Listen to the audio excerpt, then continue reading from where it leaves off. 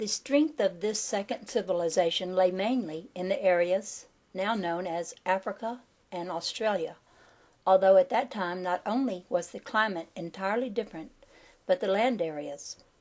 There was a different attraction of landmass having to do with the altered position of the poles. Relatively speaking, however, the civilization was concentrated in area. It did not attempt to expand. It was highly ingrown, and dwelt upon the planet simultaneous with a large, unorganized, dispersed, primitive culture. Not only did it make no attempts to civilize the rest of the world, but it did everything in its power, which was considerable for a long period of time, to impede any such progress. The members of this civilization were largely a fringe group from the earlier, successful civilization, most of whom had decided to continue existence in other areas of your physical universe. These, however, were particularly enamored of earthly life, and also thought that they could improve upon the last experiment in which they had been involved, though they were free to move on to other layers of existence. They were not interested in beginning from scratch again as an infant civilization, but in other areas. Therefore, much of their knowledge was instinctive with them, and this particular group then went through what you would call the various technological stages very rapidly. They were particularly concerned in the beginning with developing a human being who would have built-in safeguards against violence. With them, the desire for peace was almost what you would call an instinct. There were changes in the physical mechanism. When the mind signaled strong aggression, the body would not react. Now, psychologically, you can see vestiges of this in certain individuals who will faint or even attack their own physical system before allowing themselves to do what they think of as violence to another. This civilization, therefore, left the natives that surrounded them in peace. They did send out members of their own group, however, to live with the natives and intermarry, hoping peacefully to thus alter the physiology of the species. The energy, often in your time given over to violence, went instead into other pursuits, but began to turn against them. They were not learning to deal with violence or aggression. They were attempting to short-circuit it physically, and this they found had complications. Energy must be allowed to flow freely through the physical system, controlled and directed mentally or physically if you prefer. Mentally or psychically if you prefer. The physical alteration was a strain on the entire system. The creative function and basis that had been distorted into the idea of aggression, the urge to act, was not understood. In a manner of speaking, breathing itself is a violence. The built-in inhibition resulted in a tied-up system of mutual controls in which the necessary thrusting out of action became literally impossible.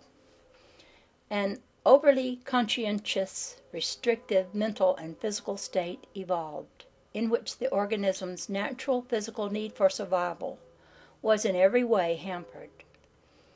Mentally, the civilization progressed.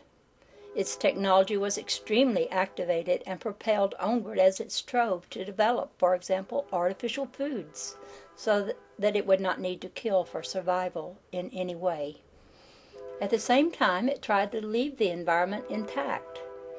It missed your stage of automobiles completely, and steam-driven vehicles, and concentrated rather early on sound. The sound could not be heard by physical ears. The civilization was called Lemuria, and the name itself went down in legend and was used again at a later time. The Lemurians were a very thin, weakly people, physically speaking, but psychically either brilliant or completely ungifted.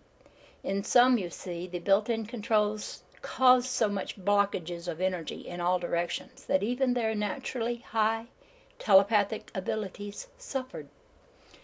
They formed energy fields around their own civilization. They were, therefore, isolated from contact with other groups. They did not allow technology to destroy them, however. More and more of them realized that the experiment was not a success. Some, after physical death, left to join those from the previous successful civilization who had migrated to other planetary systems within the physical structure. Large groups, however, simply left their cities, destroyed the force fields that had enclosed them, and joined the many groups of relatively uncivilized peoples, mating with them and bearing children. These Lemurians died quickly, for they could not bear violence nor react to it violently. They felt, however, that their mutant children might have a resulting disinclination toward violence, but without the prohibiting nerve control reactions with which they were endowed. Physically, the civilization simply died out. Some few of the mutant children formed a small later group who traveled the area as itinerants in the following century, with large bands of animals. They cared for each other mutually, and many of the old legends concerning half man and half beast have come down through the ages simply from the memory of these old associations. These people, as remnants really of the first great civilization, always carried within themselves strong subconscious memories of their origin. I am speaking of the Lemurians now. This accounted for their quick rise, technologically speaking. But because their purpose was so single-minded, the avoidance of violence, rather, say, than the constructive, peaceful development of creative potential, their experience was highly one-sided. They were driven by such a fear of violence that they dared not allow the physical system freedom even to express it. The vitality of the civilization was therefore weak, not because violence did not exist, but because freedom of energy and expression was automatically blocked along specific lines and from outside physicality. They well understood the evils of violence in earthly terms, but they would have denied the individual's right to learn this his own way, and thus prevented the individual from using his own methods creatively to turn the violence into constructive areas. Free will in this respect was discarded. As a child is physically protected from some diseases for a while after he emerges from his mother's womb, so for a brief period is the child cushioned against some psychic disasters for a short period after birth, and carries within him, still for his comfort, memories of past existence and places. So the Lemurians for some generations were supported by deep subconscious memories of the civilization that had gone before.